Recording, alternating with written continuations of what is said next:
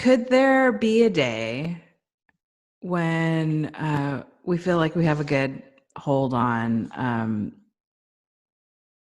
the screening process and what a softball athlete needs mobility wise, functional movement wise? Is there a point we can get to where, like, a report gets kicked back to the coach and I'm just like thinking of out of the box here, where we can basically set the coach up with a program based on the deficiencies of an athlete?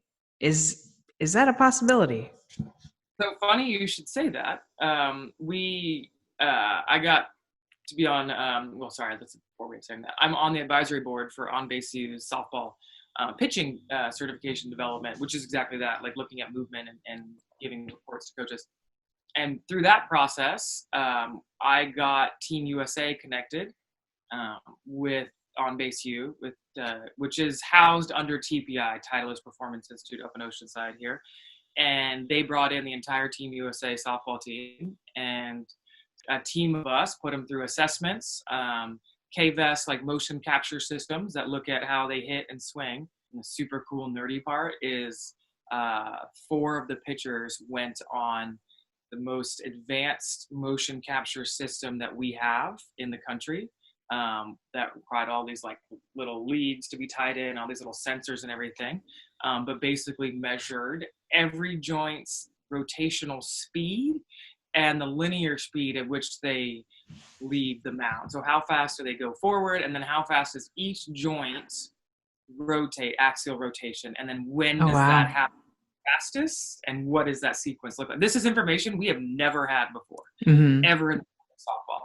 They've been doing it in golf for years, and they started in baseball and did it in hitting, but nobody's ever put these on pitchers before and looked at this. So from all that information, then the folks at On Base U, a guy named Dr. Greg Rose, who is absolutely brilliant, has now created profiles and reports and is sitting down currently in the last week or so with every member of Team USA and going over their motion capture system of their swing or their pitch, their movement screen from how their body moves, and then some of them have some strength testing, and then all of them have some power testing, like how far do they jump, how high do they jump, and then giving them basically feedback and a profile. It's like, here's what you do really well.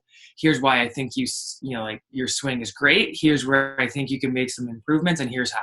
Like, I mean, this is for the best players, arguably, in the world right now, are getting these reports. So I do think we're going that way 100%.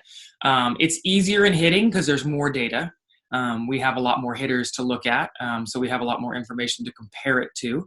And just the act of holding a bat and swinging and staying within a space is much easier to motion sensor. Right. Softball, baseball pitching a little harder because you're moving forward, or there's a lot more different wingspans. Yeah. I mean, you should see this thing. There's like lines on it, and you have to like walk with the person. It's like you're walking a dog when they're throwing. But so yeah, very cool. Going down that road and collected the information. We don't, on the pitching side, we don't quite know what it all means yet. We're trying to figure it out collectively as a group. I think it's about 30 coaches and Greg, trying to figure out what does all this mean. Like, and we're fortunate to be able to look at like the Kat Ostermans and the Monica Abbotts of the world. What is it they do, and how is it they, like, I always go back to like, how in the world does Kat Osterman do what she does? Like, it's phenomenal. Yeah. Like, she might be the greatest pitchers that we'll ever see in our generation and generations to come. The she does in her body movements that allow her to be able to rotate a ball, like, and this is a side tangent, but just so that maybe the people listening to this understand, Kat Osterman has one of the best rise balls we've ever seen, and one of the best drop balls we've ever seen, and one of the best curve balls we've ever seen. Like, we have no, like, we might see a really good rise ball. It's not close to Kat's. We might see a really good drop ball. It's nowhere near Kat's. And we might see a really good curve ball. No, she has all three. Like, yeah. That's absurd. So my like nerdy curiosity is like, oh my gosh, what is it that she does? Yeah. That allows her to do this? And I'm tired of hearing, well, she has big hands. You know, like, okay. No, it's more than that. Right. And so now we have data. Now we have a snapshot to look at and say, like, okay, wow, she does this or that. And so trying to put those things together. And then we look at like Monica, like, how does it that Monica throws the ball 72 miles an hour? You know, yes, she's 6'3" or whatever, but we've had a lot of 6'3" pitchers before. What is it that Monica does that allows her to generate, you know? And so we're putting this information together. So I do think we're getting really close on the pitching side to understanding and changing the way that we may coach too. The things that we look at, how do we athletes and what's really important and what kind of matters most. So I think we're really close to it. We're certainly there, I think, on hitting. There's not, and you and I both know, I mean, I'm not a hitting coach, so I'm going to stop it real quick after this, but the baseball swing and softball swing are not different. Like swinging and connecting a ball that's moving, it's not different. So we've had all the research on the baseball side for years now. Yeah. And now look at the softball players and kind of connect those dots. So hitting has been there, I think, and is getting there a lot faster because of that.